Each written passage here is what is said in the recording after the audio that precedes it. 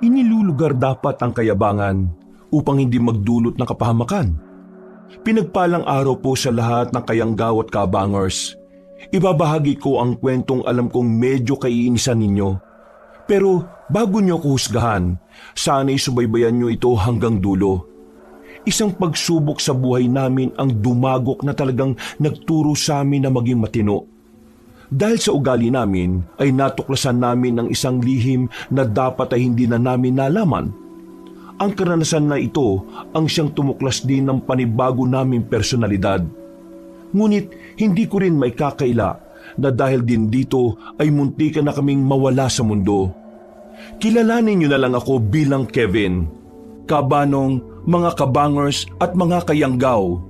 Ito ang aking kwento. Bago nga pala magsimula ang ating kwento, sana'y mapindot nyo muna ang subscribe button at ang notification bell para lagi kayong nanonotify pag may bago tayong mga kwento. At huwag nyo rin kalilimutan mag-like at comment. Napakalaking tulong po ito sa ating channel para mas makapagatid pa kami sa inyo ng mga magaganda at mga nakakapangilabot na mga kwento. At ngayon, sa ating pagpapatuloy. Diyos ko, kahit na kailan, wala talagang pakisama sa lugar ang magtsuhin na ito. Parang makikipwesto lang saglit eh. Pero bakit pinapatanggal nyo kagad? Hoy Abeng, ilang araw ka nang nakaharang dyan sa harapan namin eh. Kaya ano yung sinasabi mong saglit lang? Ang baho-baho ng tinitinda mo, hindi ka pa marunong maglinis. Kung makapagsalita ka sa akin eh, akala mo naman kung sino kang mayaman? Hindi nga ako mayaman. Ang mahalaga, mas mahirap ka pa sa akin. Kaya pwede ba, tumigil ka na nga sa kakatinda mo ng tahong sa harapan namin? Itatawag ko na yung mga balde-balde mo dyan eh. Bakit kasi hindi ka na lang doon sa harapan nyo magtinda? May bahay din naman kayo ah. Patawa-tawa ka pa. Ang yabang mo rin eh. Porque medyo nakakaluwag kayo sa buhay, ganyan na kayo sa mga taong lumalaban ng patas. Aling Abeng, may karapatan kaming palayasin ka sa harapan namin kasi harap namin yan eh. Ang mabuti pa, dalhin nyo na yung tinitinda ninyo. Kasi medyo nangangamoy ni. Pati ho kayo. Grabe ka naman. Huwag kang ganyan sa matatanda, Kevin. Matuto kang gumalang. Ay sige po, igagalang ko na po ang mabahong tindera ng tahong. Sige lang, tumawa-tawa lang kayo sa kayabangan nyo. Kakarmahin din kayo pagdating ng araw. Kailan darating ang araw? Bukas ng umaga, pagsikat ng araw? Oh tiyo, piloso po ka naman eh. Gumalang ka rin sa kasing edad mo. Ay, uso pala yon. Oo naman. Bago umalis si Aling Abeng ay tiningnan niya muna kami ng masama. Isang tingin na kung nakakamatay lamang yon ay baka paglalamayan na kami. Natatawa na lang kami ng tiyuhin ko. Gustong-gusto talaga namin na pinagtitripa ng matandang babae na yon. Ganun kasama ang ugali namin noong mga sandaling yon, Kabanong. Pero wala naman kaming pakialam. Ang mahalaga naman sa amin noon ay nakakapamuhay kami ng maayos. Iyayabang ko na rin lang, medyo may kaya kami sa buhay. Nakikitira ako noon sa tiyo ko na medyo maraming pera. May pautang siya at meron ding pwesto sa palengke. Nagbebenta ng isda at karne. Kilala rin si tiyo sa barangay namin dahil isa siya sa mga galanting tao. Pero isa rin siya sa pinakamayabang at kasama na ako ron. Busy talaga matandang lalaki yun ah. Pinabalik-balik tayo eh, hindi naman makapagbayad. Ganun talaga kapag mga hampas lupa. Ang lalakas ng loob magsiutang pero wala namang ibabayan. Kung hindi lang ako nawa sa mukhang unggoy na matanda na yon, baka hindi ko na pinahiram ng pera yun eh. Sino na bang susunod natin na sisinglin? Si Benjamin. Benjamin? Yan ba yung nanghiram ng pera sa iyo para ipadala sa kapatid niyang nasa Maynila? Yung hindi pa rin nakakabayad kahit 5 duling hanggang ngayon? Oo, siya nga. Walang yadin yung isang yun eh. Tamo, kapag wala pa siyang maibigay ngayon, mababangasan ko na mukha nun eh. Ako nang bahalang umisa doon. Matagal-tagal na rin walang nasusuntok tong kamao ko eh. Basta, hindi pwedeng hindi siya magbabayad ngayon. Kasi kapag nagkataon baka magdilim na paningin ko. Kalma lang tiyo. Hindi ka dapat masyado ma-stress sa mabababang uri ng nilalang. Binilisan namin lalo ni Tio ang paglalakad namin hanggang sa makapasok na rin kami sa isang barangay.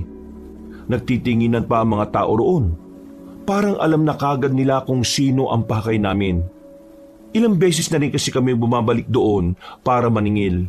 Pero palagi kaming walang napapala. Lumabas ka dyan, Benjamin! Kung hindi, wawasakin namin tong pinto! Pare, huwag mo na kaming pagtaguan. Maniningil lang naman kami. Halos 5 minuto rin kaming nakikiusap na pagbuksan.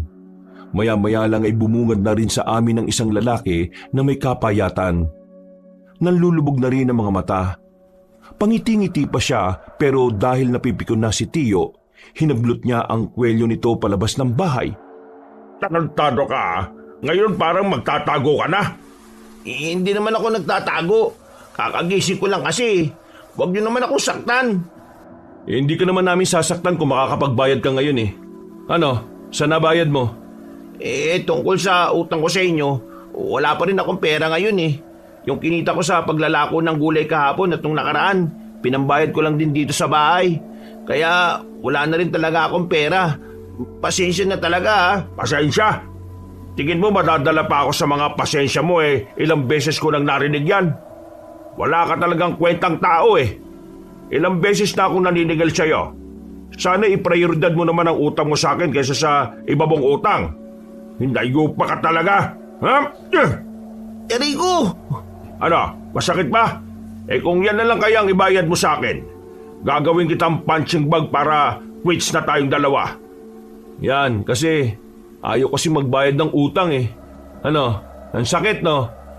Hindi naman dapat kayo nananakit eh. Ang pera kikitain. Pero ang buhay ng ibang tao, hindi na mapapalitan. Paano kung may mangyaring masama sa ulo ko sa suntok mo, ha, Manggardo? Eh di mas maganda nga yun eh. Para mabawasan na rin ang mga kagaya mong walang silbi. Para kang insekto eh. Nakikisip-sip ka sa dugo ng iba pero hindi mo naman kayang palitan. Ano? Kailan ka magbabayad? Bigyan niyo pa sana ako ng 1 buwan. Magbabayad ako pag nabuo. 1 buwan? Nagpapatawa ka bang siraulo ka? Higit 1 buwan na ang binigay ko sa'yo, pero wala pa rin ako nakukuha sa'yo. Alam mo pre, abuso ka na eh. Kapag ikaw nasuntok ulit, kasalanan mo na yun ha. 1 linggo, Benjamin. 1 linggo. Kapag wala ka pa rin naibayad sa akin, ihanda mo na sarili mo. Hindi ko pa kaya ng 1 linggo, Manggardo. Alam niyo naman pong nagtitinda lang ako ng gulay eh. Malit lang po ang kitaan. Malit lang ang kitaan pero nagawa mong bayaran yung upa sa bahay na yan. Sinong naloloko mo, ha? Totoo naman po kasing. Kulit mo talaga pre. Huwag ka nang umangal. Maswerte ka na nga kasi yung iba pinabubugbog na lang ni Tio eh. Pero ikaw, may 1 linggo ka pa. Biglang hinawakan ulit ni Tio Gardo ang kwelyo ni Benjamin at malakas na sinandal sa dingding. Wala na kaming pakialam noon kung may iba pang nakakakita sa nangyayari. 1 linggo lang, Benjamin, ha? Kapag wala ka pang naibayad, baka makita na kayo ni San Pedro. Malakas na itinulak ni Tio si Benjamin at bumalandra pa ito sa harapan. Nakayuko lang siya at hindi makatingin na maayos. Tinawanan ko pa siya bago pa namin tuluyang lisanin ang bahay niya. Habang naglalakad kami, ay mura ng mura si Tio. Sa araw kasi na yon ay wala kaming nasingil. Sa kakamadali namin ang paglalakad, hindi inaasahan na makakabangga namin ng isang lalaki na maraming tato. Matangkad at medyo may kalakihan ng katawan. Tingin pa lang niya sa amin ay alam ko nang papalag siya. Di ba kayo tumitingin sa dinaraanan nyo? Kaya di nyo ako nakita? Kung tumitingin ka lang din naman eh, hindi ka rin naman namin mababangga. Ba't sinasabi mong kasalanan ko? Ikaw ang nagsabi niyan. Teka, hindi kayo taga rito, no? Eh ano naman, nabili mo ba ang barangay na ito? Malamang, hindi nyo ako kilala. Artista ka ba para kilalanin namin? Sayang lang ang oras eh. Mukhang papalag kayo eh, no?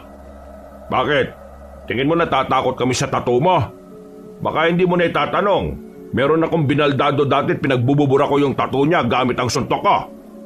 Ah, talaga ba? Kailan yan? Yung hindi ka ba matanda? Ba't tarantado to ah? Oo, bikon si tanda oh. Gunang patulan yan, Tiyo. Mukha naman patapon na buhay ng isang yan eh. Itatapon nyo rin ang buhay nyo sa susunod na magkakasalubong tayo at ganito ang ugali nyo. Kaya kung ako sa inyo, magpakatino na kayo sakaling magkita tayo ulit. Kasi kung hindi, baka sa hukay ang bagsak ninyo.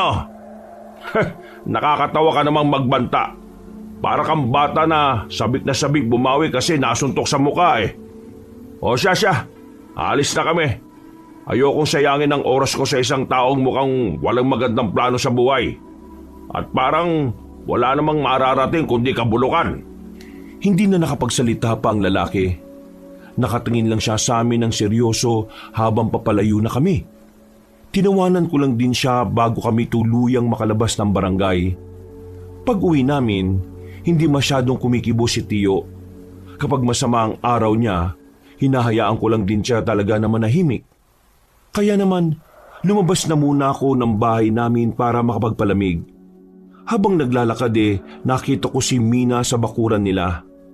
Ang babaeng kababata ko at bukod tanging kinakausap ko sa mga babae sa barangay namin. Siya lang naman kasi ang maganda. Hindi kasi ako nakikipag-usap sa mga pangit. Mina! Oh, napadaan ka? Naglalakad-lakad lang talaga ako. Buti nakita kita. Bakit? Miss mo na kaagad ako? Mismisin mo mukha mo. Sus, kunwari ka pa. Alam ko naman na gwapong-gwapo ka sa akin. Alam mo, kahit na kailan ang yabang-yabang mo. Kaya ang daming naiinis sa'yo Pati sa tiyuhin mo. Ha? Ang daming naiinis? Bakit naman? Kasalanan ko ba na gwapo ako at mapera? Sana man lang kasi matuto kang maging mapagkumbaba. Nakakainis kaya yung mayabang ka. Hindi ako mayabang. Nagsasabi lang naman ako ng katotohanan, Mina. Teka, maiba tayo. Pwede ka ba sa linggo? Hindi, marami akong gagawin. Ano ba yan? Palagi ka namang hindi pwede. Marami nga akong gagawin Hindi naman ako kagaya mo na laging maraming oras. Hindi ka man lang ba magtatanong kung bakit ko gustong hingin ang linggo mo? Hindi naman ako interesado Bakit ka ba ganyan sa akin? Mabait naman ako sa iyo Mabait? Ang yabang-yabang mo nga Hindi na ikaw yung dating Kevin na nakilala ko. Akala mo ba, hindi ko nalaman yung ginawa nyo kay Aling Abing? Nakita ko si Aling Abing kanina sa kanto. Umiiyak dahil sa ginawa ninyo. Ikaw, wala ka bang nanay? Di ba may nanay ka pa na nasa ibang bansa? Isipin mo nga na yung ginawa ninyo kay Aling Abing kapag ginawa sa nanay mo, ayos lang ba yun sa'yo? Wala ka na rin galang Nahawa ka na sa kasamaan ng ugali ng tiyo mo. Mina, ganito kasi yun. Si Aling Abing, ilang beses na siyang sinabihan na huwag tumambay sa harapan namin kasi bumabaho. Pero anong ginagawa niya? Wala. Ayaw niya kaming pakinggan. Hindi naman niya nililinisan kapag umaalis siya. Kahit pa, hindi dapat ganun ang trato niyo sa kanya. Kausapin niyo siya na maayos. Hindi naman basura si Aling Abing Tao siya na marunong makaramdam. Oo na. Sige na, mali na ako. Ano, okay na ba? Kahit naman kailan hindi ka naman tumatanggap ng pagkakamali Kaya baliwala rin yung sinasabi mo. Umalis ka na nga. Ang dami ko pang gagawin Oh, gabi na. May ginagawa ka pa rin? Katulong ka ba sa inyo? Bakit parang ikaw na lang lagi ang gumagawa ng mga... Kasi, hindi naman ako kagaya mo na maraming pera kaya iniuutos na lang sa iba ang mga gawain. O sige na, alis na. Nakakaabala ka sa akin Wala na akong nagawa nun kabanong kundi ang lumabas na lang ng bakuran nila. Kakamot-kamot na lang ako sa ulo. Hindi ko kasi nakala na gaganunin niya ako. Nag-iba ang pakikitungo niya sa akin. At noong mga sandaling yon, hindi ko pa rin alam kung bakit. Para kasi sa akin, walang mali sa ginagawa namin ni Tiyo. Para sa amin, tama lang na pinaalis namin sa harapan si Aling Abing. Makalipas ang ilang araw, hindi na rin ako pinapansin ni Mina. Kahit na anong gawin ko, para na lang akong hangin sa kanya. Medyo nababanas na ako noon kaya hinayaan ko na lang din siya sa buhay niya. Hindi ko na lang din siya kinausap at hindi ko tinanggap ang mga sinasabi niya. Nandito na naman tayo. Mukhang may stress ka na naman yan, Tiyo. Subukan niya lang na hindi magbayad ngayong gabi. Malilinti ka na talaga siya sa akin. Oo, kalma lang Tiyo. Baka mamaya mapatay mo pa yung lokong yun. Mas maganda nga yun para mabawasan ang mga salot. Ilang minutong lakad lang, nakarating na rin kami sa bahay ni Benjamin. Saktong naabutan namin siya na abala sa paglalaba. Hindi na kami nagpaalam. Pumasok agad kami sa loob ng bakuran. Agad din naman siyang napatayo at sandaling tinigil ang ginagawa niya. Nakalipas na ang 1 linggo. Nasaan ang bayad mo? Sandali lang po. Ano sandali? Paghihintayin mo na naman ako? May siraulo ko ba talaga? Kukunin ko lang po. Magbabayad po ako. Siguraduhin mo lang na kukunin mo Kapag tumakas ka, nako, babay ka na talaga sa mundo. Sandaling pumasok sa loob ng bahay si Benjamin. Ilang minuto lang ay lumabas din naman siya kaagad. Binigay niya ang pera kay Tiyo. Pero sumalubong agad ang kilay ng tiyuhin ko. Ano to? Ayan na po lahat ng kinita ko. Yan lang po talaga ang kinaya Wala na po akong pera. Yung kulang po, ihahabol ko na lang sa inyo. Wala pa ito sa kalahati ng utang mo Nagpapatawa ka ba? Nako, problema yan pre. Sinasabi ko na sa iyo Hindi ko ito matatanggap. Ang usapan natin nung nakaraan babayaran mo na ako ng buo Yan nga lang po talaga ang kinita ko. Ano pong magagawa ko? Ba't sumasagot ka na ngayon Yeah! Agad na sinampal ni Tiyo si Benjamin sa muka. Sa lakas ng sampal ay napakapit pa siya sa haligi ng bahay nila. Hindi pa nakontento ang tiyuhin ko.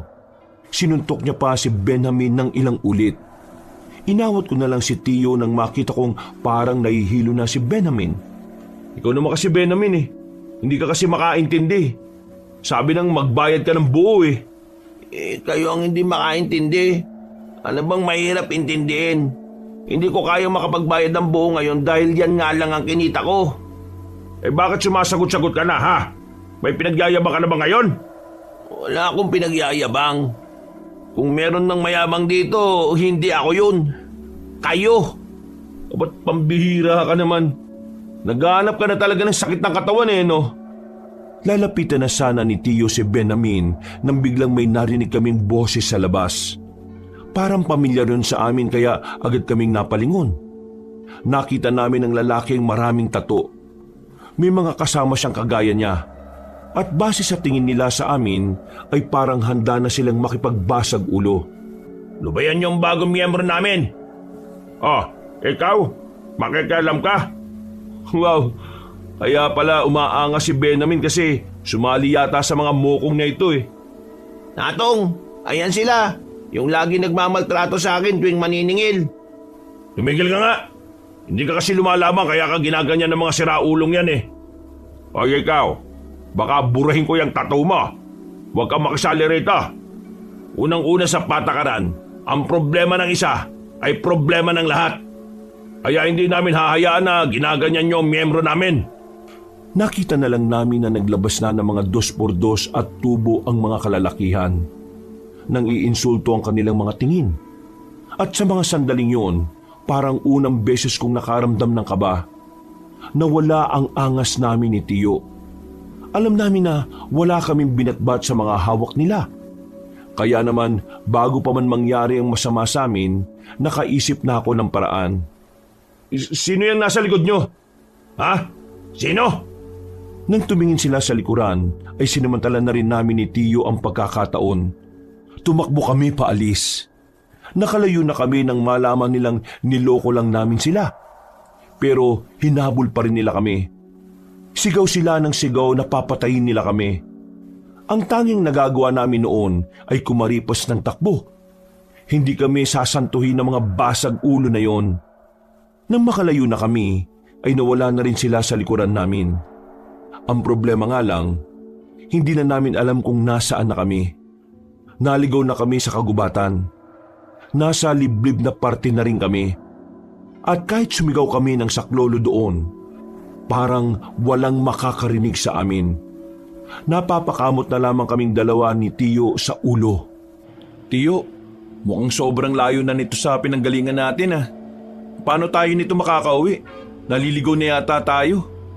Mas pipiliin ko ng maligaw kaysa mabugbog ng mga siraulong yon. Matatapang lang naman kasi dahil may hawak-hawak silang pamalo eh. Tiyo, kahit wala silang hawak, hindi pa rin tayo uubra dun sa mga yon. Ako lang makakapalag sa kanila eh. Aba, isa ka rin palang siraulo eh no. Ano tingin mo sa akin eh, hindi sila kayang labanan? Ang sinasabi ko lang naman, dihado tayo sa bilang. Hindi naman tayo si FPJ para kayanin sila lahat kahit dalawa lang tayo. Yung Benjamin na yon, may araw din sa akin ang mokong na yun eh. Kapag nakita ko siya sa bayan eh, ipapabugbog ko siyang animal siya. Isa ka na natin isipin yan, Tiyo. Ang isipin natin ngayon, paano tayo makakalis sa gubat na to? Kanina pa tayo naglalakad dito pero parang pabalik-balik lang tayo rito kanina eh. Iniingkanto kaya tayo? Baliktarin mo na lang yung suot mo. Ha? Totoo ba yun? Sundin mo na lang. Tatanong-tanong ka pa eh. Binaliktad ko ang suot kong damit. Sinama ko na rin pati short. Nang ituloy namin ang paglalakad, nakalagpas na rin kami sa malaking puno na kanina pa namin nakikita. Lakad lang kami ng lakad, Kabanong. Hindi na namin namalayan na nakapasok na pala kami sa malaking bakuran. Sa hindi kalayuan, meron kaming natanaw na bahay. Madilim ang bahay na yon. Kung hindi lang dahil sa liwanag ng buwan, ay hindi namin agad yon mapapansin. Lalapit na sana kami sa bahay nang meron kaming mapansin sa kanang banda ng bakuran. May mga karne na parang naiwanan ng kung sinong nagcha-chop-chop doon. Akala namin nung una, pangkaraniwang karne lang yun ng baka o baboy. Pero nang lapitan namin, dito na namin nalaman kung ano yon. Natukoy namin na karne yun ng tao. Nang makita namin ang hita at mga braso na naroon. Pusang galatiyo! Ano to? Tao to ah! Kabalas-malasan pa yata ah. Mukhang serial killer tong napuntahan natin. Umalis na tayo dito baka mamaya tayo pa gawing baboy nito. Kadiri! Aalis na sana kami sa bakuran na yon, pero bigla na lang may mga dumating. Hinila ko si Tiyo papunta sa gilid at nagtago kami. 7 tao ang dumating, kabilang na ang isang batang lalaki. Sa tono ng kanilang pananalita, para silang nanghihinayang. Tinuruan na kita kung paano humuli, hindi ba? Bakit nakatakas pa rin yung isang yon? Bakit? Hindi ka ba natututo sa mga tinuturo ko sa'yo, ha, Edong? Ginawa ko naman po ang lahat, Lolo eh. Pero sadyang marunong po talaga siyang lumaban. Kamutikan niya pa nga ako mapatay. Pero buti na lang nakagawa po ko ng paraan para hindi mangyari yun. Maniwala po kayo sa akin, Lolo. Ginawa ko po makakaya ko pero hindi pa po sapat ang kaalaman ko eh. Hindi ko tatanggapin ang dahilan mo, Edong. Saan ka natin? Walang mahina. Hindi ako papayag na ganyan ka. Eto, tandaan mo, Edong ha. Hindi ka pwedeng maging ganap na aswang kung ikaw ay isang lalampa-lampa. Naintindihan mo ba? Opo, naintindihan ko po, Lolo. Ituloy nyo na yung pagtatad ng karne. At mamaya darating ang mga bisita ko. Kung sana nakuha mo yung lalaki kanina, di sana mas marami sanang ihahanda mamayang madaling araw. Buisit ka talaga oh. Pasensya na po talaga. Ayoko nang marinig ang pasensya mo na yan. Gusto kong bumawi ka sa susunod. Pumasok na lang sa loob ng bahay ang matandang lalaki, Kabanong. Habang kami naman ni Tiyo, nagtitindigan ng mga balihibo namin ng mga sandaling yon. Hindi kami makagalaw nung una. Mga 1 minuto kaming napako sa kinatatayuan namin dahil sa natuklasan namin. Tiyo, narinig mo ba yung sinabi ng matandang lalaki? Aswang daw. Aswang daw sila. Oo, hindi naman ako bingi. Totoo pala talaga ang mga aswang, Tiyo. Diyos ko, kailangan na natin makalis dito. Totoo talaga mga yan. Kahit saan, kahit kaila. Kahit naman kailan hindi naman sila nawala. Idi, naniniwala ka pala talaga sa kanila. Kasasabi ko lang na totoo nagtatanong ka pa. Umalis na lang tayo rito at baka tayo pa yung gawin nilang bopis dito. Paalis na sana kami, Kabanong, pero meron kaming nakitang pusang itim sa daraanan namin. Nakatingin lang siya sa amin na parabang alam niyang hindi kami taga roon. Umiyaw siya ng umiyaw hanggang sa mapukaw na niya ang atensyon ng mga nasa bakuran. Nakita naming papalapit na ang batang lalaki sa amin. Wala na kaming sinayang na pagkakataon. Nilagpasan na namin ang pusa. Ang kaso nga lang, nakita na kami ng batang lalaki. Kumaripas na kami ng takbo. Pero sa pagkakataong yon, hindi na mga basag ulo ang humahabol sa amin kundi mga aswang. Nararamdaman ko ang mabibilis nilang takbo na parabang mga unggoy na lumalambitin sa mga puno. Tiyo, bilisan mo naman! Ang yabang mo porque mahaba yung hika mo. Matanda ka na kasi. Sira ulo! Sa sobrang taranta at takot namin, hindi na namin namalaya na nakalabas na pala kami ng kagubatan. Hindi na rin kami hinahabol ng mga aswang nang makita nilang nasa highway na kami. Meron na rin kasi mga dumaraan na sasakyan ng mga oras na yon. Mabuti na lang talaga at nakasakay na rin kami sa pinara naming jeep. Hingal na hingal kami ng tiyuhin ko kabanong sa loob ng isang oras. Ang daming nangyari sa amin. Parang nawala ang angas at yabang namin dahil doon. Habang nasa biyahe kami, natulala na lang ako sa labas. Hindi ko lubos maisip na ang mga nilalang na gaya ng aswang ay nabubuhay pa rin pala talaga sa panahong yon. Ang bihirang buhay ka. Akalain mo yon? Maniningil lang naman tayo pero ang daming nangyari. Ano palang gagawin natin ngayon, Tiyo? May dapat ba tayong gawin? Di wala. Ang ibig kong sabihin, namukhaan na tayo ng mga aswang. Kitang-kita nila yung mukha natin eh. Paano kung sa paniningil natin bigla natin silang makasalubong? Papatay nila tayo ngayong may alam na tayo sa kanila. Huwag kang gawag. Ang mga aswang na yan, takot yan sa maraming tao. Tingnan mo nga kanina, hindi naman nila tayo inabol ng nasa kalsada na tayo. Kaya umayos ka ha, naduduwag ka eh. Hindi ganyan ang itinuro ko sa'yo. Kahit na anong mangyari, dapat na meron ka pa rin yabang sa katawan. Kapag meron kang yabang, walang magtatangkang malakit sa'yo. Hindi naman ako naduduwag, Tiyo. Iniisip ko lang yung kapakanan natin. Nakita mo naman, di ba? Kumakain sila ng karne ng tao. Tiyo, ano kaya kung isumbong natin sila sa mga pulis? Nabubuang ka na ba? Gusto mong mapagtawanan? Hindi maliniwala mga yun sa mga aswang. At saka, masisira ang pangalan ko kapag ginawa natin yan. Iisipin pa ng mga kakilala kong pulis nasisiraan na ako ng ulo. Sa barangay kaya? Mas lalo naman ang barangay natin. Diyos ko ka. Wala silang pakialam doon kasi hindi naman yun dito. Huwag ka na nga mabahala. Malayo naman yun dito kaya hindi nila tayo matutunton. Napabuntong hininga na lang ako kabanong at sumandal sa dingding. Kahit na alam ko namang malayo sa amin ang kinaroroonan ng mga aswang, hindi ko pa rin talaga makuhang maging kampante. Pakiramdam ko, anumang oras ay pwede na kaming kunin o atakihin ng mga aswang. Kinabukasan ng umaga, umalis si Tiyo para kausapin ang isa sa mga kumpare niya. Naiwan akong mag-isa sa bahay.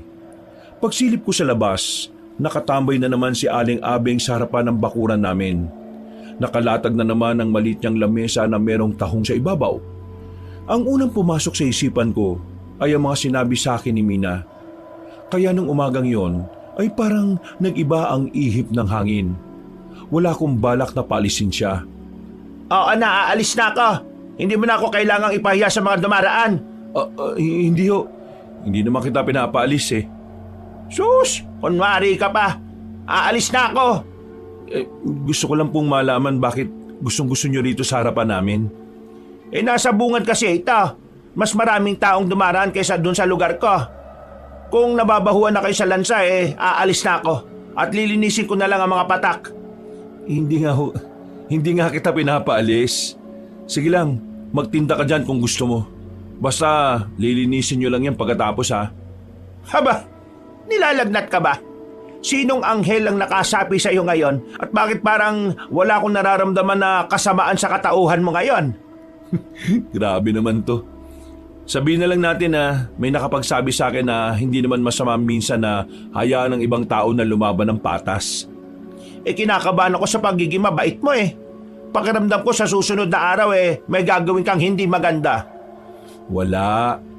Hindi naman ako masamang tao Mayabang lang ako. Pero kahit kailan, hindi naman ako nanakit. Meron lang akong gustong itanong sa inyo, Aling Bebang. Sana sagutin mo ng matino. Dahil mabait ka sa akin ngayon, sige, ano bang itatanong mo sa akin? Naniniwala ba kayong may mga aswang dito sa probinsya natin? Nakita ko ang pagbabago ng reaksyon ng mukha ni Aling Abeng Kabanong nang marinig niya ang sinabi ko. Tumingin-tingin siya sa paligid. Parang sinisiguro niyang walang makakarinig sa pinag-uusapan namin. Dahil sa ikinilos niya ay nakaramdam ako ng kaba. Namawis bigla ang palad ko. Bakit to, Aling Abeng? Hindi mo dapat binabanggit ang aswang ng basta-basta. Mapapahamak ka. Ibig sabihin, Oo, naniniwala ako. Hindi lang basta naniniwala. Meron din akong nalalaman. meron ka ring nalalaman? Ano ho yun? Sandali. Bakit pa bigla ka nalang nagtanong sa akin ng tungkol sa aswang? Huwag mong sabihing nakita mo rin sila. Huwag na lang ho kayo maingay. Pero oo, nakita ko sila. Kaming dalawa ni Tiyo. Nakita namin sila sa gubat. May kinakarni nga silang tao Hinabol nila kami pero buti na lang at meron kaming lakas ng loob para tumakbo. Nakita ba nila ang mga mukha ninyo? Oo nakita nila. Nakto, magtago na kayo. Hindi naligtas ang buhay ninyo. Hindi na kami ligtas? Bakit? Lahat ng taong nakakakita sa kanila ay dinudukot nila. Hindi nila gustong alam ng mga tao na totoong nabubuhay pa sila. Malakas ang kutob ko na nagtatago sila dahil meron silang binabalak na kasamaan. Mukhang ang dami niyong alam Pwede bang sabihin ninyo? Hindi na tamang pinag-uusapan natin ito sa labas. O sige na, aalis na ako. Mamaya lilinisin ko na lang ang mga tulo ng tubig dito sa harapan ninyo. Sige na. Teka lang, sandali. Hindi na ako nilingon ni Aling Abeng. Diretso lang siya sa paglalakad. Sinubukan ko siyang habulin, pero mabilis siyang naglakad kaya hinayaan ko na lang. Bakit kaya takot na takot yun? Hoy, ano na naman ginawa mo kay Aling Abeng? Pinalayas mo na naman ba siya sa pwesto niya? Ilang araw mo akong hindi pinansin tapos pagbibintangan mo lang ako. Malamang gawain mo yun Wala akong sinabing masama sa kanya. Siya ang kusang umalis. Meron lang kaming pinag-usapan. Sus, dahilan. Kulit mo. Wala nga akong sinabing masama sa kanya. Nag-usap lang naman kami tungkol sa aswang Tungkol sa ano? Wala. Sabi ko, maganda ka, bingi ka nga lang. Hindi ko na hinintay pang makapagsalita siya. Inalisan ko na kaagad siya at bumalik na lang ako sa bahay. Buong maghapon na naglaro sa isipan ko ang mga sinabi ni Aling Abeng. Kaya nang bandang 5:00 na ng hapon, naisipan ko siyang puntahan sa kanila. Ang kaso nga lang, sabi ng mga kamag-anak niya ay umalis daw nung tanghali si Aling Abeng. Ayon pa sa kanila, nagmamadali daw yun na parabang merong hinahabol na oras. Kumusta naman ang maghapon mo rito? Ayos naman, Tiyo. Hindi rin naman ako ganong lumabas Wala naman bang umaali-aligid sa'yo dito? Wala naman ho. Pero teka, akala ko ba wala tayong dapat na ikabahala? Nakausap ko kasi kanina yung kakilala ko. Hindi raw dapat nating malitin ang mga aswang. Kaya naman, Ano yan, Tiyo? ngayon ka lang ba nakakita ng baril? Ang ibig ko sabihin, baka naman mahuli tayo ng pulis dahil dyan. May lisensya ba yan? Pulis ang nagbenta nito sa akin, kaya wala tayong problema. Lisensya. Pauso lang ng mga buang yan. Kapag may pera ka, pwede kang gumamit ng baril kahit na anong oras. Tingnan lang natin yung mga aswang na yan kapag lumapit yan sa atin. Kahit na alam kong iligal ang pagkakaroon ni Tio Gardo ng sariling baril, may parte ng utak ko na nakakampante dahil meron kaming proteksyon. Lumipas sa mga araw, himalang hindi na nagtitinda si Aling Abeng ng tahong. Medyo napapaisip na rin ako kung anong nangyari sa kanya. Kung ano-ano na lang ang tumatakbo sa utak ko. Kagaya na lang ng baka biniktima na siya ng aswang dahil meron siyang nalalaman. Hoy, Ay putik! ano ka ba? Magugulitin ka na pala ngayon. Ginulat mo ako, malamang magugulat ako. Teka, ano bang ginagawa mo rito sa bayan? Hindi ba halata? Namili ng mga ipanghahanda sa paparating na piyesta sa atin. Ako naman meron lang akong sinisingil. Yung sinabi mo ng nakaraan, yung tungkol sa aswang. Oh, narinig ko naman pala naniniwala ako na totoo sila. Uy, inaan mo boses mo. Teka, ibig sabihin nakita mo rin sila? Nakakita na ako ng aswang pero sa ibang probinsya. Bata pa ako noon. Yung aswang dito sa probinsya natin, nakita mo na? Ha? Meron ba? Meron. Pero huwag ka nalang maingay na sinabi ko sa'yo. Sinimulan kong ikwento sa kanya ang tungkol sa mga naranasan namin ng tiyuhin ko. Buti na lang ay nasa lugar kami na walang gaanong tao. Pinakinggan naman niya ang mga sinabi ko, pero hindi siya kumbinsido na sa akin ang galing ang kwentong yon. Bakit parang ayaw mong maniwala sa akin? Mukha ba akong gumagawa ng kwento? Hindi ako naniniwala sa kwento mo. Nagdududa lang ako na ikaw yung nagkwento sa akin yan. Ikaw na mayabang na walang ibang pinaniniwalaan kundi ang salita ng tiyuhin. Ikaw na si Raulo, tapos maniniwala sa aswang? Totoo nga sinasabi ko, Mina. Ganun din ang kinuwento ko kay Aling Abeng. Nako, iba na sigurong paraan mo para mantrip ng tao, no? Hindi na pagiging matapobre yan, ha? Pagiging mapanlin lang na. Mas malala. Ay nako, bahala ka na sa buhay mo kung ayaw mong maniwala. Basta ako, nagsasabi lang naman ako ng totoo. Nauna nang naglakad si Mina at sinundan ko naman siya. Paparating na kami sa sakayan ng jeep nang biglang may mapansin akong sumusunod sa akin. Pasimple akong tumingin. Nakita kong dalawang lalaking nakaitim. Mabilis ang lakad nila kaya binilisan ko na rin ang lakad ko. Hinila ko na rin si Mina para maisabay ko siya sa pag-alis. Pagdating namin sa terminal, walang bakanting sasakyan. Nakipagsiksikan kami sa mga tao. Napansin ko na nakatingin din ng dalawang lalaki sa amin. Bakit mo ba ako kinakaladkad? Marunong naman ako maglakad, ah. Nakikita mo ba yung dalawang lalaking yon? Sinusundan nila ako. Tingin ko mga aswang sila eh. Nakilala nila ang mukha ko kaya hinahanap na nila ako. Ang mabuti pa, mauna ka na umalis. Sumakay ka na kaagad kapag may bakante na, ah. Sasakay talaga ako. Anong gusto mo? Lalakarin ko hanggang barangay natin? Kainis ka talaga.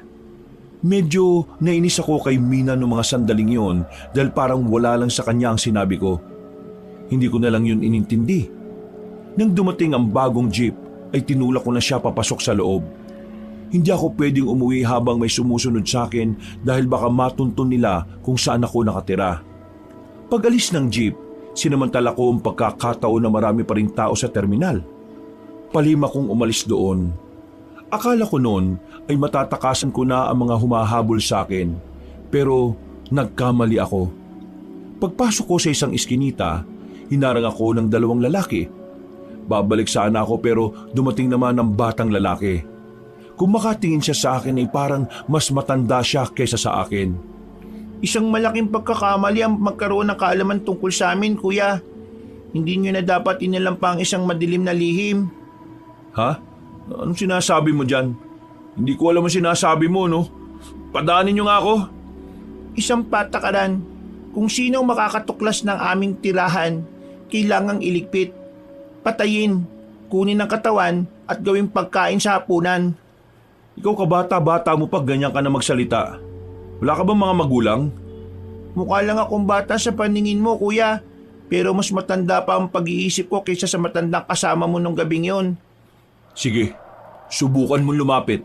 Masasapo kita kahit na bata ka. Hindi mo na mapipigilan ang pamamaala mo dito sa mundo, kuya. Ianda mo ng sarili mo. Kasi, Biglang nataranta ang mga aswang dahil sa magkakasunod na putok ng baril. Nagpulasa ng mga yon. Agad na rin silang umalis nang dumating naman ang grupo ng kalalakihan. Pagtingin ko sa kanila ay nakilala ko ang dalawa roon. Si Benjamin at ang lalaking maraming tattoo sa katawan. Kayo? Oo, kami nga. Bakit? Papalag ka ba? Teka sandali. Pag-usapan muna natin to. Bakit parang maamong tupa ka ngayon ha, Kevin? Nung nakaraan sinasaktan nyo kami ng tiyuhin mo ha. Bakit naman ako papalag sa inyo? Marami kayo. Isa pa. Huwag ka nang dumaldal. Kunin niyo yan. Tuturuan natin yan ng leksyon dahil sa ginawa niya kay Benjamin. Pero paano yung aswang, boss? Hindi na natin maabutan ng mga yun. Pero siguradong patay naman na yung isa ron. Dahil tinamaan ko ng maraming bala. Uy, saan nyo ko dadalin? Kidnapping to ah. Huwag ka na maingay kung gusto mo pang makarating ng buhay sa pupuntahan natin. Anong gagawin niyo sa akin? Uy, Benamin, pigilan mo nga sila. Hindi ako pwedeng makialam sa desisyon ni boss. Paparusahan ka lang naman eh. Hindi ka naman papatayin. Ha? Paparusahan? Lang? Alam mo naman kung anong pagpaparusang gagawin nila eh. Sabi nung manahimik eh. Nawalan ako ng malay nang maramdaman kong may pinalo silang matigas na bagay sa bato ko. Nang magising ako, ay nakatali na ako sa upuan. Nasa loob na ako ng tinuturing nilang hideout. Nakapalibot sila sa akin at parabang handa na nila akong bugbugin at pahirapan. Kabadong-kabado ako noon ng mga sandaling yon. Kahit hindi ako pala simba, bigla akong natutong magdasal. Parang awa niyo na. Huwag niyo akong papatayin. Sinong nagsabi na papatayin ka namin? Mabubuhay ka. Pero siyempre, mararanasan mo munang maghirap. Benamin, alam kong hindi ka kagaya nila. Matitis mo bang makita ang gagawin nila sa akin? Matagal na panahon na ako nagtitimbi sa mga taong nangaambuso sa akin. Matagal na panahon na ako naging mabuting tao sa lahat. Kahit sa mga taong hindi ako ginagalang. Kaya ngayon, yung konsyensya na meron dapat ako ngayon, matagal na akong tinakasan.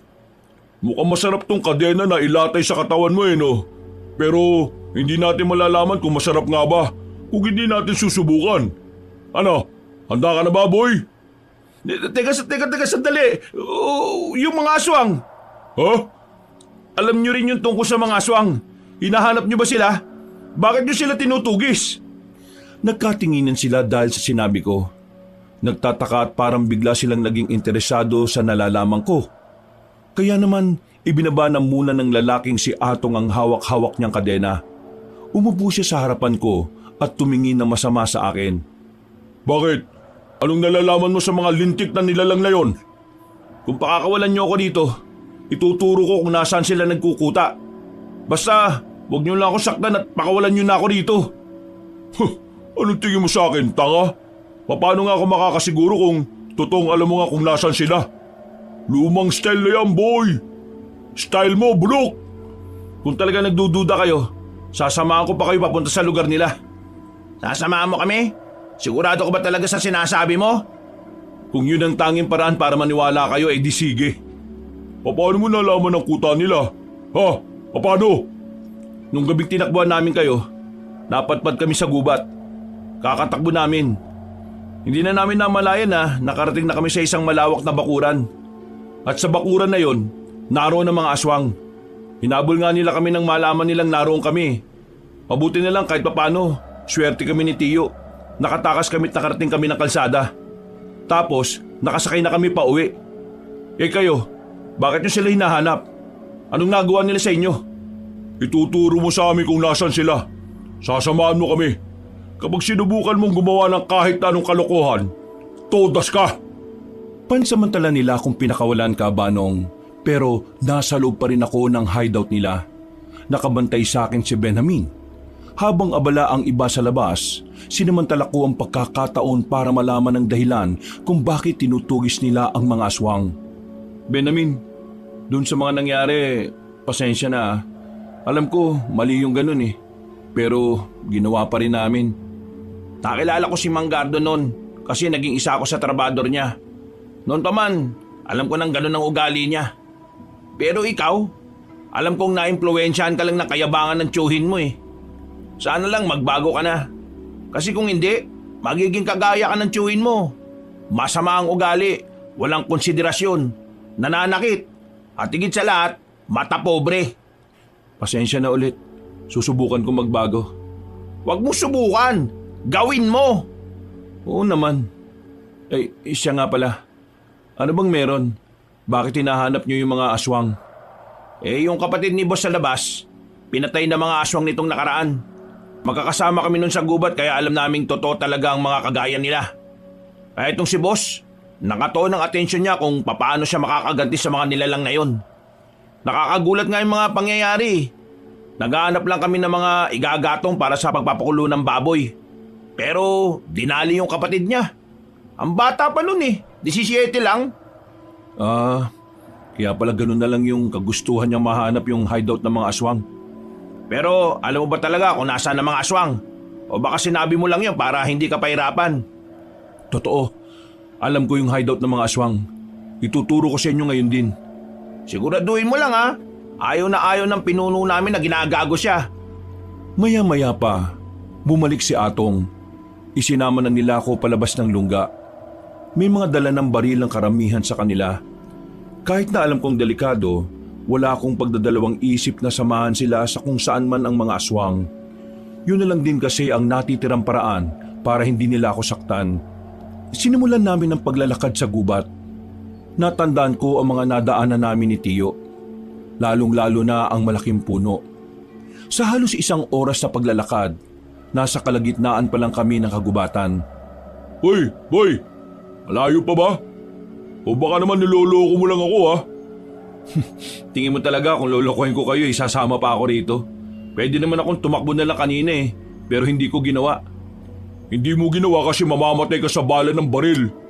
Basta manahimik na muna kayo. Maya-maya lang may tuturo ko na rin sa inyo. Siguraduhin mo lang, boy. Hindi ako magdadalawang isip na ibaong ka sa lupa kapag nalaman kong pinagtitripan mo lang kami. Binilisan na lang namin ang paglalakad. Makalipas lang ang 10 minuto, natanaw na rin namin ng malawak na bakuran. May ilaw din sa bahay na naroon kaya malakas ang hinala ko na naroon lahat ng aswang. Diyan mismo yung bakuran na yan. Nakita namin yung mga aswang. At dito mismo sa kinatatayuan namin nagtago kami. Pero nakita kami ng bata. Kung nakikita nyo naman yung bandang yon, diyan nila tinatatad lahat ng karne ng tao na nakukuha nila. Sa madaling sabi, kinakatay nila ang mga tao para gawin nilang pagkain. Sige, tara na. Teka sandali, huwag kayong padalos-dalos. Alamin nyo muna kung kakayanin nyo sila. Hindi basta-basta ang mga aswang, huwag nyo silang mamaliitin. Kung natatakot ka, huwag ka nang sumama. Umuwi ka na at magsumbong ka sa mama mo. Mayabang ka, di ba? Bakit parang duwag na duwag ka ngayon? Oo na, mayabang na ako. Maangas na ako maangas. Pero ibang usapan kasi kapag may sangkot na aswang. Ang mga nilalang nakagaya nila, hindi mo sila pwedeng angasan na lang ng basta. Dami mo pang sinasabi. Mga kasama, tara. Ngayong gabi, igaganti natin ang kapatid ko. Wala tayong ititirang kahit na isang aswang. Hindi sila nagpapigil sa akin. Nanatili lang ako sa kinatatayuan ko. Hinayaan ko silang lumapit sa bahay. Nakakaramdam ako ng kaba para sa kanila. Kahit na hindi ko naman talaga sila mga kaibigan, may parte ng pagkatao ko na nababahala para sa kanilang kaligtasan. Lumapit sila sa bahay. Nang may lumabas mula roon, agad na umalingaw-ngaw ang putukan ng baril. Bulagta ang isang aswang. Nabulabog naman ang iba. Kanya-kanyang lumabas sa bahay. Hindi ko na napigilan ng sarili ko na hindi lumapit. Gumilid ako sa bayabasan. Mas malapitan kong natutunghayan ang mga nangyayari. Pagbabayaran yung ginawa niyo sa kapatid ko! Uubusin namin kayo! Pinagbababaril nila ulit ang mga aswang. Isa-isang bumagsak ang mga yun sa lupa. Pero wala roon ang batang aswang na nakausap ko. Bagay na nagdulot sa akin ng takot at kilabot. Boss, patay na silang lahat. Wala na, patay na. Yung batang aswang, kasama ba sa mga napatay natin? Wala boss di namin siya nakita. Sige, libutin ang area na to. Siguradong nandito lang yan. Hinanap nila ang bata pero hindi nila yon nakita. Palagay ko, nakaramdam ang batang aswang na darating kami. Pero hindi pa rin nawala ng pag-asa si Atong na muling babalik ang batang yon. Lumapit sila sa akin at sinamahan ako sa pagtatago. Halos 1 oras din kaming nagsiksikan sa malamok at masikip na bayabasan. Boss, mukhang hindi na babalik yung hinihintay natin. Kanina pa tayo rito Palagay ko kailangan na nating umalis. Baka nakapagsumbong na yun sa lolo niya. Ibig mo sabihin, hindi lang sila ang aswang? Oo, narinig ko nitong nakaraan na meron silang mga bisita. Sa palagay ko mga aswang din. Marami sila. Hindi lang natin nakikita yung iba. Kaya kung ako lang ang masusunod, aalis na tayo rito. Hindi ako papayag. Kitang-kita ko na yung batang yun ang humila sa kapatid ko bago siya pinatay. Kaya humanda sa akin yung aswang na yun. Boss, ayan na siya. Nakita namin na nilapitan ng batang aswang ang mga kasamahan nitong nakabulagta sa labas ng bahay nila. Naririnig namin ang angil ng bata na tila galit na galit. Si Atong naman, palihim niyang itinutok ang baril kung nasaan ang batang aswang. Pagharap ng bata sa amin, agad na kinalabit ni Atong ang gatilyo. Bagsak agad ang batang aswang ng tama nito sa balikat. Mabilis kaming lumabas sa lungga namin at saka pinalibutan ng bata. Kayo pala ang may kagagawa ng lahat ng ito. Akala nyo ba'y makakatakas kayo sa ginawa nyo? Hindi! Hahanapin kayo ni Lolo Paing. Ituro mo na lang sa akin kung nasaan yung matandang paing na yan. Para naman matuwa ako sa'yo. Hindi ko na kailangan pang ituro kasi siya na mismo ang hahanap sa inyo. Sige, ayaw mo ha. Pagtutok ni Atong ng baril ay agad na akong tumalikod. Isang putok ang narinig ko na siyang nagpatahimik sa batang aswang. Napabuntong hininga na lang ako. Kahit na aswang yon, bata pa rin ang tingin ko sa kanya. Kaya hindi ko alam kung tama lang ba na tinapos ni Atong ang buhay niya. Boss, hindi kaya mali na pinatay mo yung bata? Masyado ka pa talagang bagito, Benamin. Hindi tao ang batang yan. Nagdudulot yan ng kapamakan sa mga tao. Kaya nararapat lang na iligpit siya. Wala na tayong kailangan dito. Tara, malis na tayo. Nauna nang naglakad si Atong na parabang walang nangyari. Sinundan na lang namin siya at madaling nilisan ng lugar. Nakabalik naman kami sa hideout nila.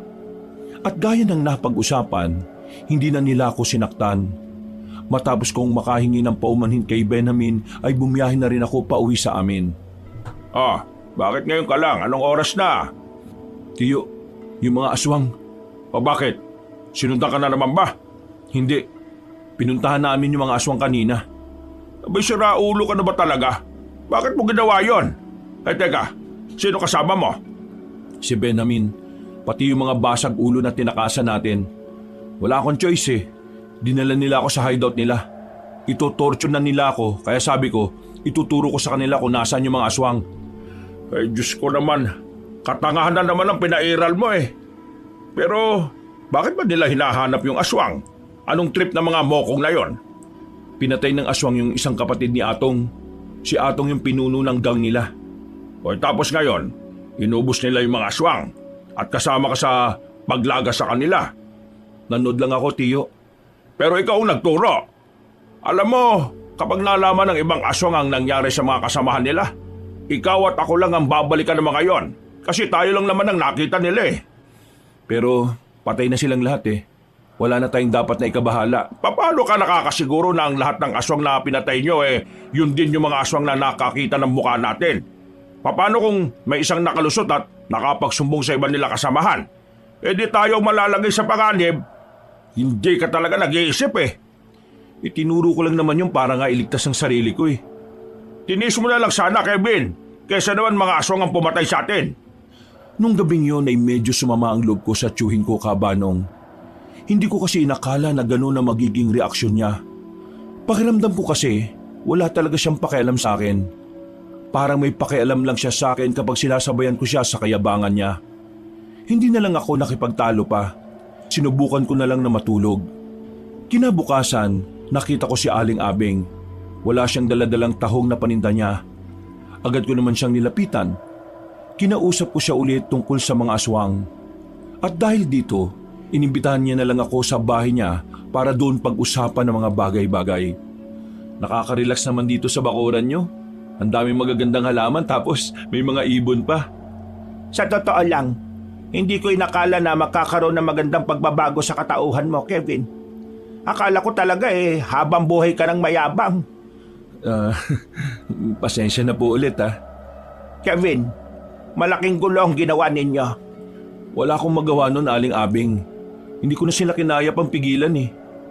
Hindi sila titigil hanggat hindi sila nakakaganti.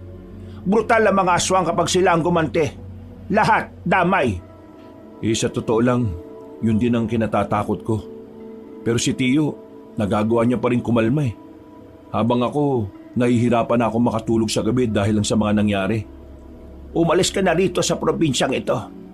Iwan mo na ang tiyuhin mo kung talagang gusto mong makaligtas. Napaisip ako sa sinabi ni Aling Abing, Kabanong. Kahit na ubod talaga ng yabang at kaangasan ng tiyuhin ko, hindi ko pa rin maisip na iwan siya sa kaligitnaan ng problema. Parang tumatayo na rin siyang pangalawang ama ko mula nang magtrabaho sa ibang bansa ang tatay ko. Ang pagmamahal na meron ako para sa tiyuhin ko ay gaya ng pagmamahal ko sa mga magulang ko. Kaya hindi ako nakapagsalita sa sinabing yon ni Aling Abing. Aling Abing, pwede ko bang malaman kung bakit ang dami mong alam sa mga aswang? Linya ng aming angka ng pagtugi sa mga aswang noong araw. Naging tradisyon sa aming angka na kailangan may mapatay na aswang o maubos na aswang kada taon.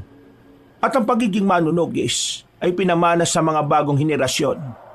Pero tumanggi ako ron.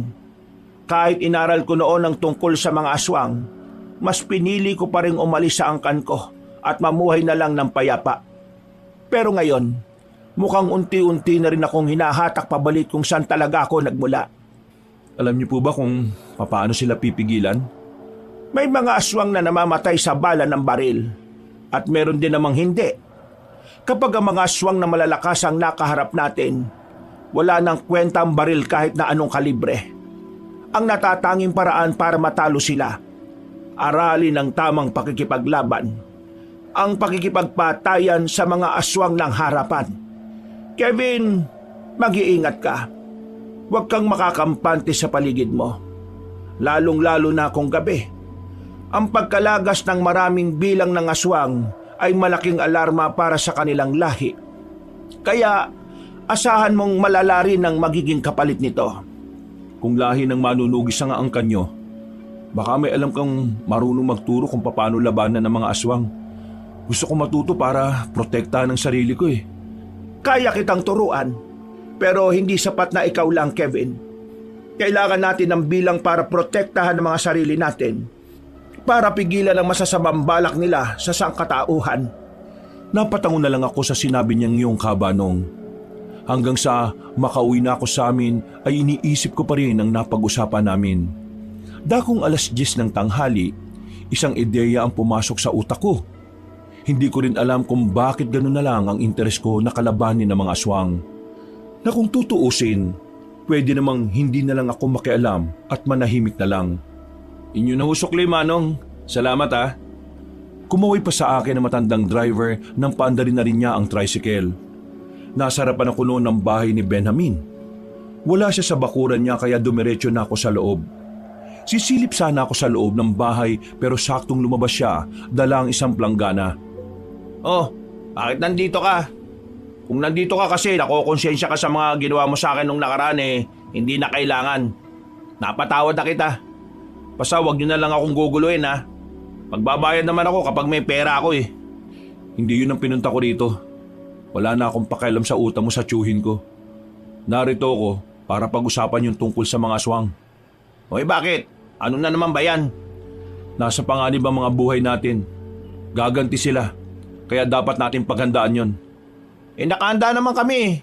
Sa katunayan, bibigyan nga rin ako ni Bossing ng sarili kong baril. Hindi uubra ang baril.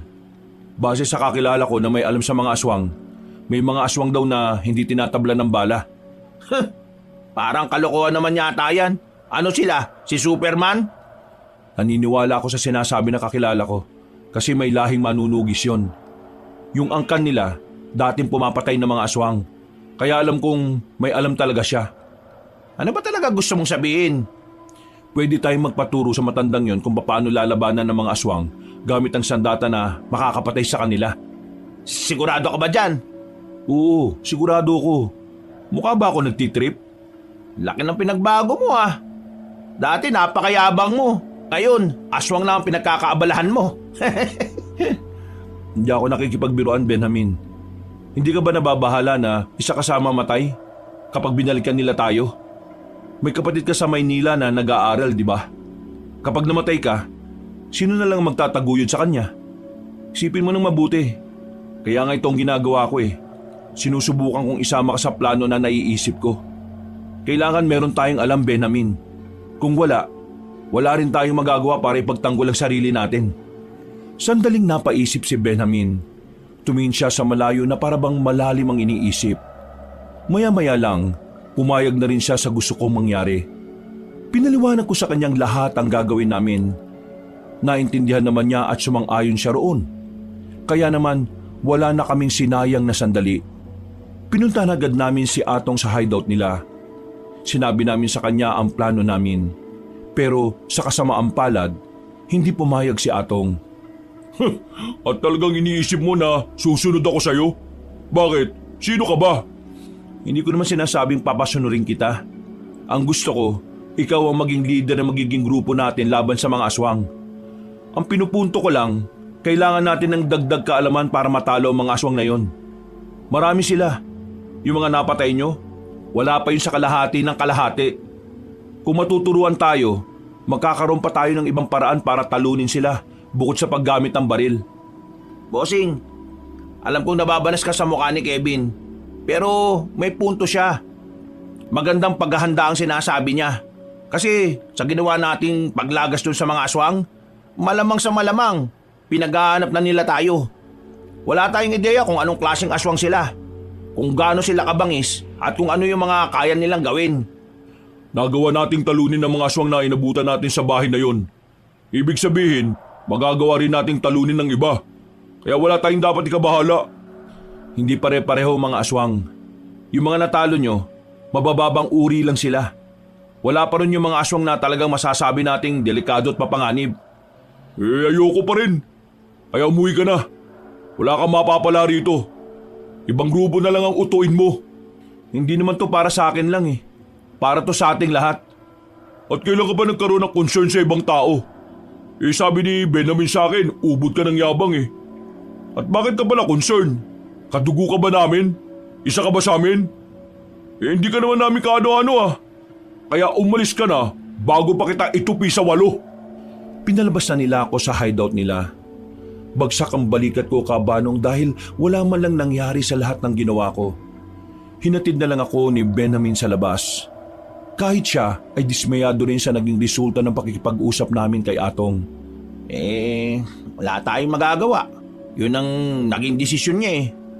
Basta, sabihan mo ako kaagad kapag nagbago ang isip niya.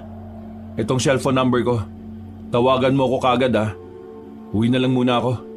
O sige, mag-ingat ka. Nakakaisang hakbang pa lang ako nang makarinig kami ng sunod-sunod na putok na nanggagaling sa loob ng hideout. Nataranta kami at naalarma. Papasok sana kami ni Benjamin pero nakita namin sa bubungan ng mga aswang na naroon. Mabilis kong hinila si Benjamin sa gilid para makapagtago. Nagsisimula na sila. Sila bossing, kailangan ko silang tulungan. Dito ka muna. Nakikita mo naman, di ba? Masyado silang marami.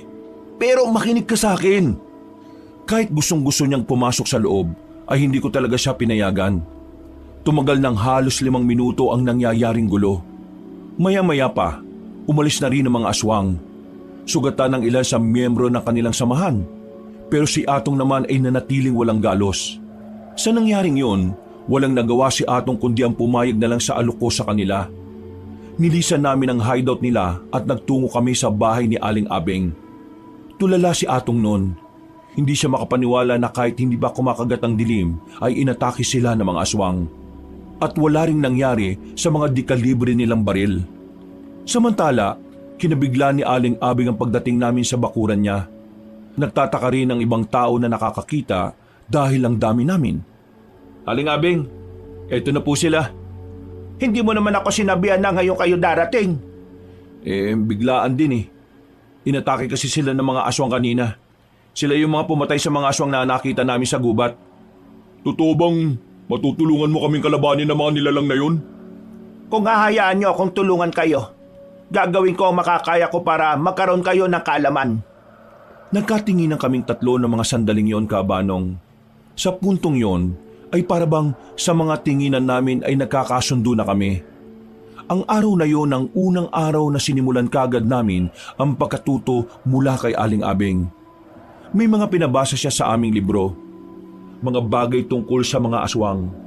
Sa mga sumunod naman na araw, tinuruan na niya kami kung papaano hinaharap ang aswang gamit lang ang itak. Makalipas lang ang 2 linggo, kahit papaano ay alam na namin kung papaano kakalabanin ang mga nilalang na yon. Sinasabi niyo na hindi nga tinatablan ng balang ibang aswang eh. Tapos ngayon, itak ang gagamitin namin para kalabanin sila. Pasensya na nalalabuan kasi ako eh. Siguro nga isang pangkaraniwang sandata lang ang itak. Pero para maging espesyal ito, may kailangan pa akong gawin. Bukas, ikuha niyo ako ng 1 kilong bawang at asin. Pakuluan natin sila at ibababad natin doon ang mga sandata natin. Sa tulong ng isang ritual na inaral ko noon, mas lalong magiging mabisa ang talim ng itak na gagamitin natin laban sa kanila. Anong gagawin natin ngayon tapos na yung pagsasanay natin? Pupuntahan na ba natin sila o hahanapin sa gubat? Isang malaking sugalang ganyang taktika. Pwede tayong mabitag kung tayo mismo ang hahanap sa kanila. Ang gubat ay para nilang palaruan. Ang lugar na kung saan kabisado na nila. Kaya hanggat maaari, iiwas tayo sa gubat, lalo na kapag kakalabanin natin sila. Hihintayin natin silang lumabas at magpakita sa atin dito. Hindi ba parang mas delikado kasi baka naman madamay ang ibang tao? Sa ngayon, ang prioridad nilang paslangin at kainin ay kayo. Dahil kayo ang pumatay sa mga kasamahan nila. Kaya mas isipin nyo ang sarili nyo bago ang iba. Matapos ang sandaling pag-uusap namin, ay sandali akong umalis doon para bumalik sa bahay. Noong mga sandaling yun kasi, ay araw na kamatayan ng asawa ni Tio Gardo. Pagpasok ko pa lang sa bakuran namin, inabutan ko na siyang may niluluto. Salubong ang kilay niya. Magsabi ka nga sa akin ng totoo. Kinakalaban mo ba ang mga aswang? Ho? Kinakalaban? Huwag ka nang magtanga-tangahan, Kevin. Magsabi ka ng totoo. Alam niyo na pala ang ginagawa namin ano ba pumasok niya sa kukote mo, ha? Di bang sabi ko dedepensahan natin ang sarili natin sa aswang. Pero habang wala silang ginagawa sa atin, mananahimik tayo. Pero yung ginagawa mo, ikaw pa mismo ang hahamon sa kanila Bumuo ka pa talaga ng samaan para labanan ng mga aswang. At si Abing pa ang kasama niya. Ano bang alam nun? Kailan pa kayo nagkasundo ni Abing, ha? Tio, naghahanda lang kami para sa paghiganti ng mga aswang. Mas maganda nang alam natin kung paano sila kakalabanin. Kaysa naman kung kailan nandyan na sila saka lang hindi ka kasi nakikinig Di ba ang sabi ko, ako nang bahala kung sakali mang dumating sila. Kaya nga ako nagkaroon ng baril Para saan pa to kung hindi ko magagamit sa kanila? Kaya ikaw, Tio, hindi naman kasi lahat ng aswang tinatabla ng bala Ha? Sino may sabi? Si Abeng? Nakto! Nagpapaniwala kayo sa isang yun Sira na ulo ng matandang yan. Hindi naman ganun si Aling Abeng. Nakilala ko siya at mas naintindihan ko na ang pagkatao niya. Kaya nga humingi ako ng paumanhin sa mga nagawa ko sa kanya noon Kaya pala magkasundo na kayo. Tio, gusto ko nang baguhin ang buhay ko. Ayoko nang mag-angas-angasan at maging mayabang. Gusto ko maging mabuti sa lahat ng tao. Ayoko na ng dating ako. Sus! Kung makapagsalita kayo, parang ako ang may kasalanan kung bakit mayabang ka. Kayo naman talagang dahilan, Tio Minulat niyo ako sa ideya na kapag wala kang angas sa katawan, aabusuhin ka ng mga tao. Pero hindi ganun ang paniniwala ko Hindi mo kailangan angasan ng mga taong wala namang ginagawang masama sa'yo. Hindi mo kailangan maging malakas palagi. Mas maganda pa rin na alam natin kung paano magpakumbaba. Mas masarap ang buhay kapag walang galit na tao sa'yo. Hindi gaya ng dati. Halos lahat ng sinisingil natin natatakot sa atin. Kinaiinisan tayo ng lahat dahil sa kayabangan natin. Kaya sana, Tio, magbago ka na rin. Wala akong babaguhin sa sarili ko dahil wala akong nakikitang mali. Kung ikaw gusto mo magbago, abay bahala ka sa buhay mo. Ipakita mo kung gaano ka kahina. Wala akong pakialam. Yan ang gusto mo, di ba? Di bahala ka. Umalis ka na dito sa bahay ko kung hindi man lang din kita mapapakinabangan. Tio naman, Bitbitin mo na ang gamit mo mamaya. Ayoko na makita ang gaya mong walang utang na loob. Pinagmumukha mo akong masama dahil lang sinisimulan mo ng baguhin ang buhay mo. Napaka-makasarili mong tao! Ikaw ang makasarili, Tio. Wala kang ibang iniisip kundi ang pera mo Wala kang pakialam sa sitwasyon ng ibang tao. Kahit kailan, hindi naging mahalaga sa iyo ang pinagdaraanan ng iba. Dahil para sa iyo, tanging sarili mo lang ang dapat mong intindihin. Kaya tingnan mo, maaga kang iniwan ni Tia kasi makasarili ka. Nung nabubuhay pa siya, hindi mo man lang siya maasikaso Kasi abalang-abala ka sa pera mo na wala rin namang nagawa para iligtas si Tia sa sakit. Abot kago! Sinuntok ako ni Tio sa mukha kabanong. Kahit na may edad na ay malakas pa rin ang pagkakasuntok niya sa akin. Napatras ako at napasandal ng malakas sa dingding. Hindi pa siya nakontento. Kinwelyohan niya pa ako. Galit na galit siyang pinagmumura at pinagsisisigawan ako. Pero kalaunan, binitiwan na rin naman niya ako. Matalim ang tingin niya sa akin na parang gusto na niya akong tudasin. Umalis ka na sa palingay ko! Baka kung ano pang magawa ko sa iyong hampas lupa ka! Kinuha ko ang ilan sa mga gamit ko. Umalis ako ng bahay niya nang hindi ko man lang siya nililingon. Sa isip-isip ko, tama na rin siguro na iwan ko siya para hindi na rin siya madamay sa mga desisyon ko sa buhay. Wala akong ibang mapupuntahan. Hindi rin naman pwede kay Aling Abeng dahil hindi rin naman niya bahay ang tinitirhan niya. Pagmamay-ari yun ng pinsan niya kaya malabong mapatuloy niya ako roon. Si Benjamin ang una kong naisip. Kinapalan ko na lang ang muka. Buti na lang ay wala naman siyang kasama sa bahay kaya pinayagan niya akong manirahan doon pansamantala. Hindi mo na dapat sinabi yun eh. Masyado ng personal yung binitiwa mong salita. Kahit ako, tsuhin mo, magagalit din ako. Hindi maganda na sinama mo pa sa usapan yung taong wala na. Alam ko namang mali yung mga sinabi ko. Pero hindi rin naman tama na magbitaw siya sa akin ng hindi magagandang salita eh. Malaking parte ng buhay ko sinusunod ko lang ang mga sinasabi niya. Ngayon lang ako kumontra. Ngayon lang. Hayaan mo na. Ang malaga ngayon may kalayaan ka na. Isa pa, para na rin sa kaligtasan ng tsuhin mo yung pagkalis mo sa poder niya. Yun na nga lang din ang iniisip ko. Pero sigurado ka bang ayos lang talaga ako na narito ako? Oo naman. Wala naman akong kasama rito eh. Nahihiya lang kasi ako eh. Yung taong minamaltrato ko dati siya pa ngayon yung tumutulong sa akin. Sus, wala yun. Pinapakita mo naman na talagang nagbabago ka na eh. Ang isipin na lang natin ngayon kung paano natin mapapatahimik ang mga aswang. Sa unang gabi ko sa bahay ni Benjamin, inakala ko na magiging payapa ang mga sandali ko roon.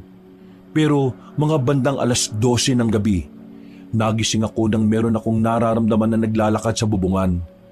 Agad ko namang ginising si Benjamin. Pinapakiramdaman namin ang paligid. Bukod sa naririnig namin sa bubungan, meron din kaming naririnig sa paligid ng mga kaluskos. Mga bulungan na hindi namin maintindihan. Kinuha agad namin ang itak na gamit namin. Tumayo kami sa likuran ng pintuan at sumilip sa siwang. May tao sa labas. Hindi yan tao. Tingin ko mga aswang yan eh. Yanda mo sarili mo. Kaya ba natin sila? Dalawa lang tayo eh. Wala yung ibang tropa. Hindi ko rin alam. Basta kailangan natin kayanin. Isang mahabang katahimikan ng namayani ka, Banong. Hindi nagtagal. Biglang kumalubog na ang bintana. Agad kaming lumapit doon. Nang lumitaw na ang kamay sa bintana ay agad kong tinagayon. Nakita namin parang umusok ang braso ng aswang. Epektibo nga ang ginawa ni Aling Abeng na pagbabad ng itak sa bawang at asin na pinakuluan. Sa mga sumunod na sandali, mas lalong naging aktibong mga aswang. Sa kahit saang parte ng bahay ay pilit nilang binubutasan. Pero hindi kami nagpatinag. Kahit dalawa lang kami, ay ginagawa namin ang makakaya namin para hindi sila makapasok. Ilang beses na namin silang tinaga sa braso at kamay. Tingin ko kailangan nating umalis dito. Hindi magtatagal masisira na nila yung bintana. Mapapasok din nila tayo rito. Kung lalabas naman tayo, mas malaki ang tsansa na makalapit sila sa atin. Baka mapaaga tayo. Pero kapag nakapasok naman sila, ganun din naman, mamamatay tayo. Kumirot ang ulo ko noon sa kakaisip kung paano matatakasan ng mga aswang na yon. Pagsilip namin sa labas, nabahala kami dahil parang mas lalo silang dumami. Dumana tayo sa likuran. Mapapasok na nila tayo eh. Buisit! No choice na talaga! Nagmamadali kaming binuksan ang maliit na bintana sa kwarto. Pinagkasya namin ang aming sarili para makalabas. Gumapang kami sa silong ng bahay. Pagtingin namin sa harapan, nakita naming wala na sila roon. Tuluyan na pala nilang napasok ang bahay ni Benjamin. Tinamantala naman namin ang pagkakataon na gumapang palabas ng bakuran. Ang kaso, napatigil kami nang may nakaharang na paa sa daraanan namin. Nang tumingala kami, bumungad sa amin ang isang aswang na humahaba pa ang dila. Pumulupot sa leg ko ang mahaba niyang dila. Buti na lang ay nakapag-isip kagad ako. Hiniwa ko ang dila gamit ang itak. Si Benjamin naman parang napako sa gilid. Hindi makapagsalita. Nakatulala lang sa nangyari. Uy! Gising na, Benjamin! Tara na! Hinila ko na siya paalis doon.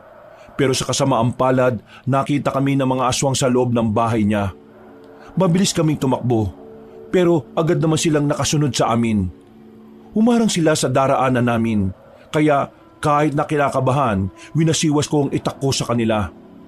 Ginaya na rin ako ni Benjamin. Akala namin masisindak namin ang mga aswang na yon, pero sabay-sabay silang lumusob sa amin. Wala kaming ibang nagawa kundi ilagad ang bawat atake nila.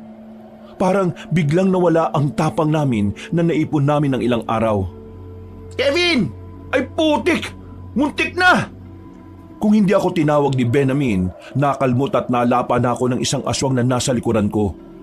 Agad kong hinataw yun. Nang tamaan yun sa liig ay madali itong bumagsak. Nangingisay habang namimilipit sa sakit. Bakit? Tingin nyo hindi ko kayo kayang labanan? Ha! Mangarap kayo! Pre, wag mo nang asarin. Baka mamaya lalo lang silang lumakas. Pre, kailangan nilang mawala sa focus para mas madali natin sila mapaslang. Kaya tulungan mo akong insultuhin ang mga yan. Isang malakas na pag-angil ang ginawa ng mga aswang. Kahit umangil pa kayo ng umangil, wala kayong binatbat sa amin. Mga aswang lang kayo, mga babababang uri. Muli silang lumusob, pero sa pagkakataon na yon ay parang nag-iingat na sila sa mga galaw nila. Ginamit ko ang lahat ng natutunan namin kay Aling Abeng. Ang kaso nga lang, hindi pa nga namin natatalo ang unang grupo ng aswang, meron na namang dumating. At sa pagkakataong yon, aminado na akong wala ng pag-asang makaalis pa kami. Magkatalikuran na kaming dalawa habang sila'y pumapaikot-ikot pa sa amin. Ito na yata katapos na dati, pre. Huwag ka mawalan ng pag-asa. Habang nahinga tayo, laban lang. Dudumugin na sana kami, pero saktong dumating sila Atong. Pinagtatataga nila ang mga aswang. Natatarantang nagsilayuan ang mga yun. Tumuntong sa mga bubungan ng bahay. Pero kitang-kita sa kanila na nahahapdian din sila sa hiwa na ginawa nila Atong. Magsibaba kayo dyan at kalabanin nyo kami, mga duwag! Hindi na nila kami pinatulan pa. Umalis na ang mga natitirang aswang. Habang ang iba naman ay nangingisay pa rin sa lapag. Nilapitan ni Atong yun isa-isa at tinuluyan na niyang patayin. Nakahinga naman kami ng maayos. Ang akala namin, paglalamayan na kami. Akala namin, magiging karni kami ng mga aswang. Ano? Ayos lang kayo? Ayos lang naman kami. Pero buti dumating kayo. Kung hindi, baka wala na kami. Tingin ko, gumagawa na talaga sila ng malupitang hakbang. Kaya iwasan nyo na munang makipag-usap sa mga hindi nyo kilala. Mahirap na. Baka mamaya aswang na pala yun. Anong gagawin natin sa mga bangkay ng mga aswang na yan? Tipunin natin. Ilagay natin sa bungad para malaman ng lahat na nasa panganib ang buong barangay. Para makapaganda naman sila. Habang malalim ang gabi, ay hinila namin ang mga bangkay ng aswang na hindi bababa sa 10. Sa pangamba na baka bumalik ang mga aswang, naisipan na lang namin na puntahan si Aling Abeng. Sumakay kagad kami sa jeep at agad na nakarating kina Aling Abeng. Dali-dali namin pinuntahan na matanda. Pero isang masamang pangyayari pala ang bubungad sa amin. Si Aling Abeng naabutan naming wala ng buhay. Punong-puno ng kalmot ang katawan niya. Nakadilat pa ang mga mata. At base sa nakasarado niyang kamao, habang hawak ang itak, mukhang sinubukan niya pang labanan ng mga aswang. Aling Abeng! Aling Abeng! Huwag mo kaming iwan sa laban na to! Pre, wala na siya. Wala na si Aling Abeng. Sa maikling panahon na nakasama ko si Aling Abeng Kaabanong, para ko na rin siyang tinuring na ina. Mabuti siya sa akin at talaga namang nakikinig sa lahat ng hinaing ko. Kaya nang paslangin siya ng aswang, matinding galit din ang naramdaman ko. Parang naiintindihan ko na rin ang galit ni Atong nang mawalan siya ng kapatid. Kinabukasan, agad na kumalat sa barangay namin ang nangyari. Pero hindi lumabas ang katotohanan. Ang alam ng lahat ay pinasok lang ng magnanakaw ang bahay ni Aling Abeng. Nawawala rin kasi ang iba niyang mga gamit na may kinalaman sa paggawa ng pangontra. Lumipas pa ang ilang araw, nailibing na rin si Aling Abeng. Malungkot ang kalooban ko nung mga oras na yon. Pakiramdam namin, nawalan kami ng isang ina. Bago siya nawala, naituro niya ang dapat nating matutunan. Bilang paggalang sa ginawa niyang pagturo sa atin, ipanalo natin ang laban na ito. Para kay Aling Abing, papaslangin at uubusin natin ang mga aswang. Sige, pag-usapan na natin ang plano. Pagkagaling pa lang sa pakikipaglibing, binalikan namin ang hideout nila Atong. Doon namin tinipon ang iba pa naming kasama. Nadagdagan ang bilang namin dahil ni Kaya at ni Atong ang iba na samahan kami sa laban. Marami din naman kasing naniwalang residente sa barangay nila. Marami kaming pinag-usapan. Marami kaming pinag-isipan para sa gagawin naming hakbang para tuluyang mabura ang mga aswang. Sumapit ang kinagabihan. Bantay sarado namin ang paligid. Sa bakuran ng hideout ay kanya-kanya kaming bantay.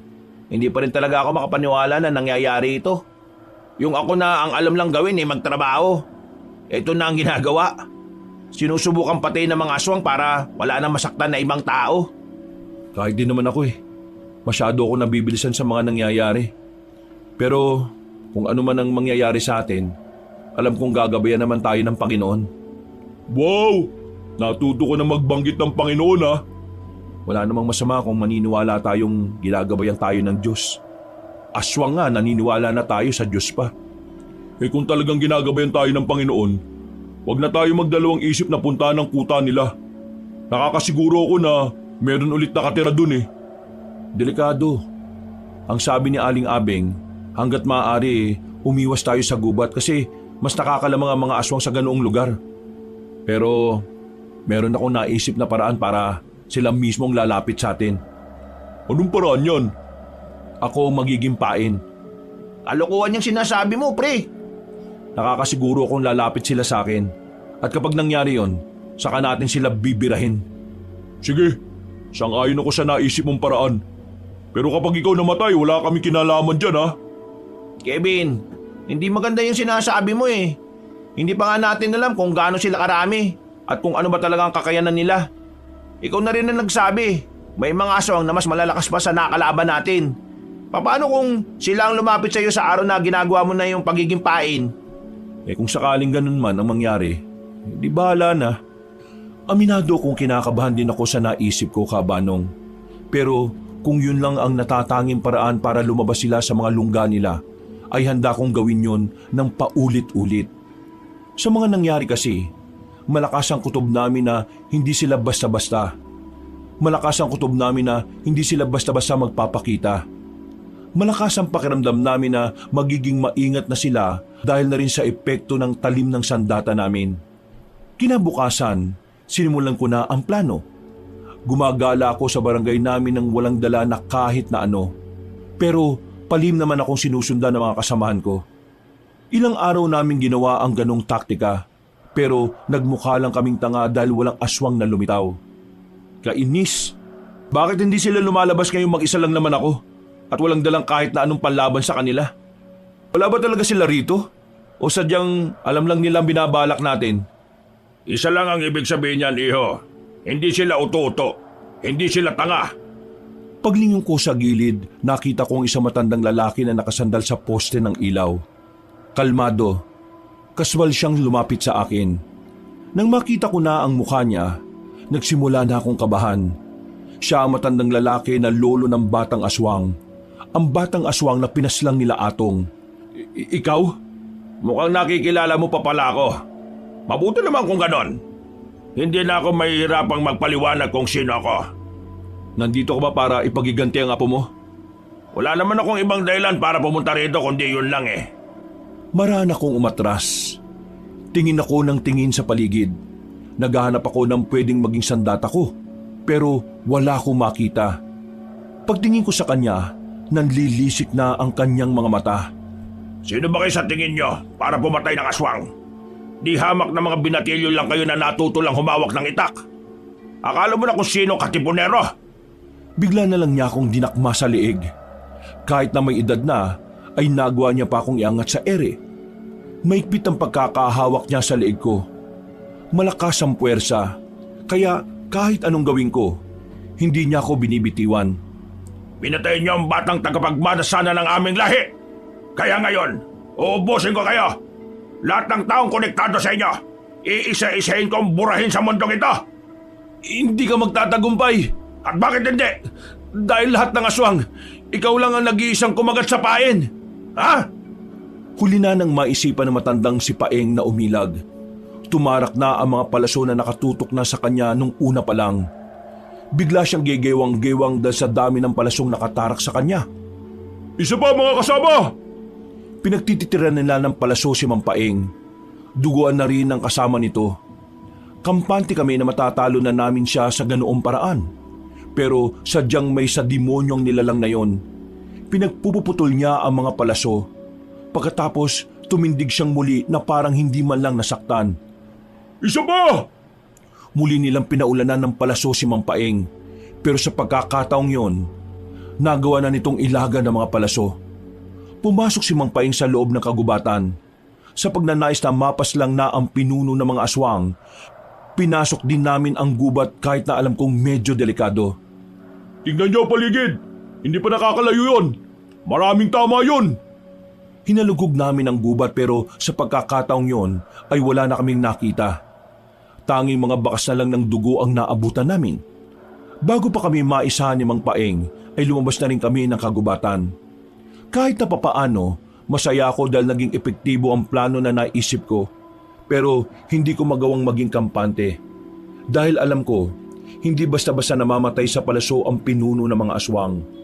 Kaya naman, sa mga araw na hindi nagpaparamdam ang mga aswang sa amin, sinamantala namin ang araw para magsanay, para hasain ang sarili namin sa pakikipaglaban. Kevin! Oh, Mina, bakit? Nabalitaan ko na. Naalin? Kinakalaban niyo raw mga aswang. Yun ba? Wala yun. Tungkol dun sa nakaraan. Pasensya na ah. Hindi lang kasi talaga kapanipaniwala kapag sa'yo nang galing eh. Pero ngayon, naniniwala na ako. Kevin, siyota mo? Hindi kaibigan lang. Kung ako sa'yo, miss, huwag ka na muna makipag-usap kay Kevin. Delikado buhay namin eh, madadamay ka lang. Tama si Atong, wag mo na muna akong kausapin. Ang sabihin mo, ayaw mo na talaga akong kausapin kasi feeling mo kung sino ka na. Porque Galing kami sa pagsasanay. Pagod ako.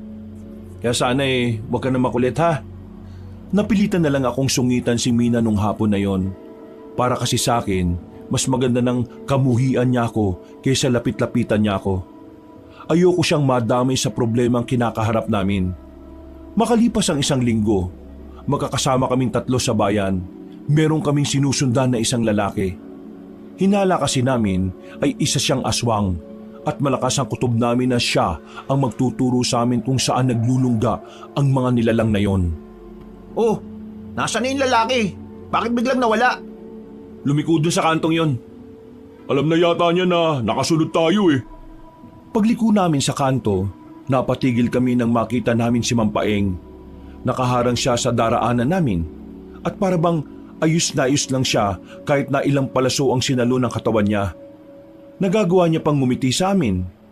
Ito ang unang pagkakataon na bumilib ako sa katapangan ng mga tao.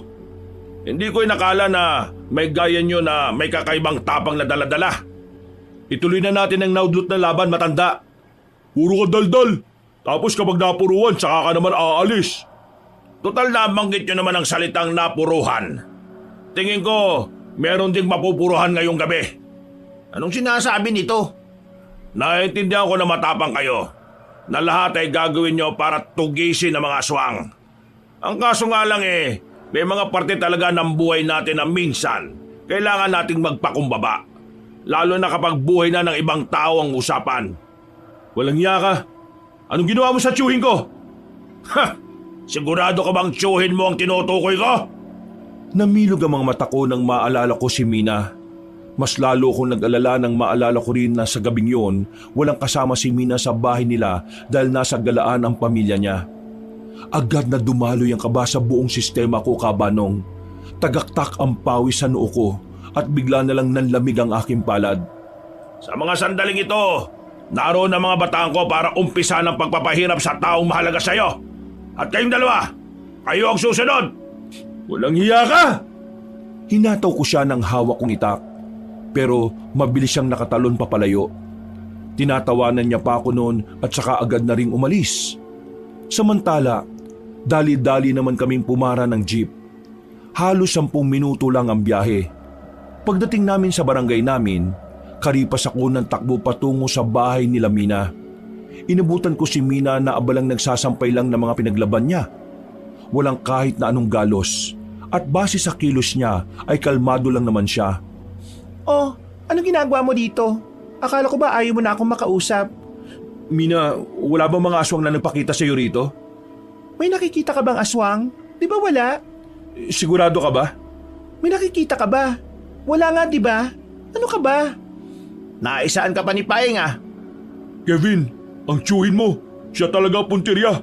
Nilinlang niya tayo. Nang mapagtanto ko ang bagay na yon, parang nanlambot ang tuhod ko. Pero pinilit ko pa rin makatakbo. Pinuntahan namin si Tio Gardo. Pagdating namin doon, nakakulong siya sa kwarto niya. Takot na takot. Hawak-hawak niya ang baril, pero may tumatagas na dugo sa bandang balikat niya. Tiyo, ayos lang kayo? Ayos lang ako. Akala siguro ng mga lintik na aswang na yun hindi ko sila papalagan. Aray, ito lang ang masakit Dadalhin ka namin sa ospital. Teka, bati ba tayo? Ang kulit mo. Tara na nga. Hindi naman sobrang lala ng tama ng tiyuhin ko. Pero kinailangan namin siyang dalhin sa ospital para malinisan ang sugat niya. Laking pasalamat ko nun sa Diyos dahil hindi nagtagumpay ang mga aswang na paslangin si Tiyo. Ganun pa man, mas lalo kong nabahala. Patalikod lumaban ang mga aswang. Pinupuntirian nila ang mga taong pwede nilang gamitin laban sa amin.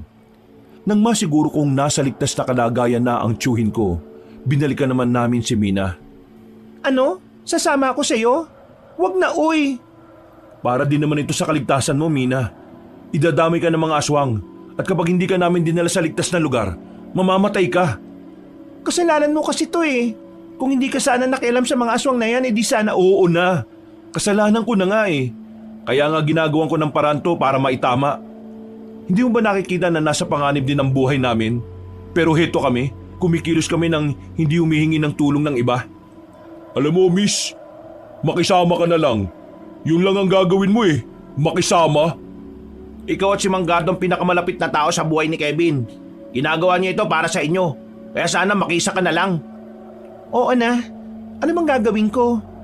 Sasama ka sa amin. Dadaling ka namin sa ligtas na lugar. Sigurado na ba yan? O sige, papapasukin ko na rito yung sasakyan. Pinag-impake na namin si Mina ng gamit niya. Hindi nagtagal ay bumiyahe na rin kami. Saan niyo ba talaga ako dadalhin? Doon ka na muna sa tiyahin ko. Malayo-layo nga lang, pero nakakatiyak kaming hindi ka matutunton ng mga aswang doon. Huwag ka mag-alala, puro babae naman ang nakatira doon Pasensya ka na kung nadadamay ka ha. Kung alam ko lang na darating ang araw na to, sana hindi na kita pinilit no na maging kaibigan ka. Sus, ang drama mo naman. Ayos na, sumama na ako. Huwag ka nang umiyak. Mina, seryoso tong nangyayari. At hindi ko din alam kung bukas makikita mo pa ako o sa makalawa o sa susunod pang bukas. Nasa panganib ang buhay namin. Kaya kahit na anong mangyari, gagawin namin ang makakaya namin para matalo ang mga aswang na yon. May kasalanan din ako. Kung hindi ko sana pinatay yung batang aswang, hindi sana aabot sa ganito. Ginawa mo lang naman kung alin ang tingin mong tama Wala kang kasalanan. Biglang malakas na nagpreno ang sasakyan. Uy! Ano ba ginagawa mo? Ayusin mo ang pagmamaneho mo. Pagtingin namin sa harapan, naroon na si Mampaeng. Sinubukan ng driver namin na banggain siya, pero tumalon lang siya sa bubungan ng van. Sinuntok niya ang harapang salamin. Dinakma niya ako roon at inilabas. Pareho pa kaming gumulong sa kalsada nang malaglag kami mula sa sasakyan. Ano akala mo? Makakatakas ka? Papatayin kita! Dinakma niya ako sa buhok. Sapilitan niya akong ibinangon. Pagtingin ko sa mukha niya ay kulay itim na yung lahat. Ang kamay naman niya ay naging kulay itim na rin. Ang lakas ng puwersa niya. Hindi ko magawang tanggalin ang kamay niya sa buhok ko. Malayo rin ang itak ko sa akin. Magbabayad ka! Humaba ang kuko niya. Ibinaon niya yon sa kaliwang hita ko. Napasigaw ako sa sobrang sakit. Parang kulang na lang ay tawagin ko na ang lahat ng santo. Hindi pa nga nakontento matandang aswang. Kinalmot niya pa ako sa muka. Pagbagsak ko sa lapag, nangihina na ako. Uy! Ako kalabanin mo! Ako pumatay sa apo mong pangit! Anong sinabi mo? Ang sabi ko, Ako ang kalabanin mo dahil ako naman ang pumaslang sa apo mo na mukhang tiyanak. Tama! Ikaw nga yun! Mabuti naman at pinaalala mo sa akin. Binalibag lang ako ni Mang Paeng na parang papel. Mabilis niyang nilapitan si Atong. Hinataw naman yun ni Atong ng hawak nitong itak. Ang kaso nga lang, masyado mabilis si Mang Paeng. Madali lang para sa matanda na ilaga ng bawat hataw ni Atong. Tila basang-basa na rin niya ang lahat ng galaw namin. Tulungan mo sila! Hindi, kailangan kitang bantayan dito. Baka may ibang aswang na lumapit sa'yo no? Maghintay lang kayong dalawa dyan. Kayo ay susunod ko. Uunahin ko lang muna ang dalawang labastangan na ito. Pilit kong makabangon ka, Banong. Lalapitan ko sanang itak pero sinipa lang yun palayo ni Mang Paeng. Si Atong naman ay tinamaan na rin sa dibdib. Sa mga sandaling yon, alam naming tagilid na kami sa laban. Kaya naman sineryesan ko na si Benjamin na mauna na silang umalis. Agad din namang humarurot ang sasakyan. Hahabol pa sana si Mang Paeng pero nahawakan ko ang paa niya. Kinagat ko siya. Siniguro kong babaw ng ngipin ko para maramdaman niya. Ray! Buwisit! Aso ka bang sinaulo ka? Bakit ka nangangagat? Sinipa niya ako ng malakas. Sunod-sunod na sipa. Hanggang sa hindi na niya namalaya na 3 metro na lang ang distansya ko sa itak ko. Pinatay niyo ang apo ko! Masakit ba? Ganyan din ang naramdaman ko nung patayin niyo ang kapatid ko. Kaya ikaw tanda, kahit na patayin mo kami rito, wala na rin magbabago. Hindi na makakabalik ang apo mong walang kwenta. Manahimik ka! Nilapitan ni Mang Paeng si Atong at pinagkakakalmot. Pinansalag ni Atong ang kaliwang braso niya. Hindi pa nakontento ang matandang aswang. Hinablot siya sa damit at saka binalibag sa gilid ng kalsada. Pinagsisisipa hanggang sa sumuka na rin ng dugo. Anong karapatan niyong pigilan ng mga pinaplano ko? Sino ba kayo sa inaakala niyo? Sino kami? Kami ang makabagong henerasyon ng kabataan na uubos sa angkan ninyo. Bukod lakas akong bumangon para damputin ang itak ko. Nang makuha ko na yon, ay sinubukan kong makalapit sa kanya. Pero dahil nangihina na ako at wala man lang kalakas-lakas ang ginawa kong pagtaga sa kanya, nagawa niya lang akong hawakan at saka suntukin ng malakas sa tiyan. Pero kahit na ganun, hindi ko binitiwan ang sandata ko. Napapagod na ako sa laban na ito. Mga wala naman pala kayong kwenta eh. Mas humaba ang kuko ni Mang Paeng. Kumislap pa yon kapag natatamaan ng liwanag. Kumikislap pa yon kapag natatamaan ng liwanag. Ang mahabang talim na yon ay tila dahilan kung bakit nakakasilip na kami sa kamatayan. Makikita nyo na rin ang loob ng impyerno. Magsasama kayong dalawa. Itatarak na sana ni Mang Paeng ang mga kuko niya sa akin pero biglang nagsalita si Atong. Mga salita na talaga namang nagpatigil sa nagwawalang aswang. Buhay pa ang apo mo. Hindi siya nakasama sa mga sinunog namin. Ano? Anong sinabi mo? Nakakulong siya sa isang kuweba. Huwag mo akong tinatarantado ha. Wala nang apo ko at nararamdaman ko yon. Mali ang pakiramdam mo. Buhay pa siya. Kung gusto mo siya makita, wala kang magagawa kundi buhayin kaming dalawa. Natigilan na matandang lalaki. Napaisip ito sa sinabi ni Atong na wala namang katotohanan. Si Atong naman ang dinakma niya at itinaas sa ere. Galit na galit ito. Nasaan ang apo ko? Eh di nasa impyerno. Patay na yun eh. Magsama na kayo. Kevin, bilis na! Gegewang-gewang akong tumayo ka, Banong, at saka tumakbo patungo kay Mang Paeng. Humarap siya sa akin pero huli na. Naitara ko na ang itak sa likuran niya. Direkta yun sa puso kaya napaluhod siya kagad. O ano? Anong pakiramdam na ikaw naman ang nalinlang namin? Mukhang ito na katapusan mo, Mang Paeng. Magpaalam ka na sa mundong ito. Kahit na kailan, ang mga tao, manloloko. Sinubukan pa ni Mang Paeng na makabangon. Pero sa kasamaang palad, hindi na rin niya kinaya. Bumagsak din siya ulit sa lapag at saka sumuka ng dugo. Napahiga na lang kaming dalawa ni Atong sa semento. Hindi kami makapaniwala na nagawa naming talunin ang pinuno ng aswang. Samantala, ang ilang mga natitirang aswang naman ay pinaubayan na namin sa mga totoong manunugis. Nagawa kasi naming kontakin ang ibang kamag-anak ni Aling Abeng. Makalipas lang ang 1 buwan, tuluyan na nga rin nilang natalo ang mga natitirang aswang. Aling Abeng, Nagawa na po naming ipanalo ang laban. Sayang, hindi mo nasaksiyan ng tagumpay. Pero lahat ng yon, iniaalay namin sa'yo. Kung hindi dahil sa'yo, hindi namin yon magagawa. Maraming salamat po, Aling Abing. At pasensya na rin dahil hindi naging maganda ang pakikitungo ko sa'yo nung una. Aling Abing, magbabagong buhay na ako. Itutuloy ko na ang pagiging manunugis kahit na wala ng aswang. Alam ko, di naman tayo close pero hindi ka na rin ibang tao sa akin. Ako naman po, pupunta muna ng Maynila. Magtatapos na kasi sa kolehiyo ang kapatid ko eh. Aling Abing, kahit na sandali ka lang naming nakilala, pakiramdam namin para ka na rin namin naging ina. Kung nasaan ka man ngayon, sana masaya ka lang dyan ha.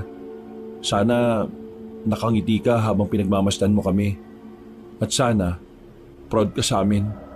Pinunasan ko pa ang lapida ni Aling Abing habang nasa harapan kami ng puntod niya. Isang buwan na mula nang mawala si Aling Abing, pero kahit na ganon, pakiramdam namin ay kasama pa rin namin siya. Ang tiyuhin ko naman, Kabanong, sinisimulan na rin niyang magbago mula nang malaman niya ang nangyari kay Aling Abing.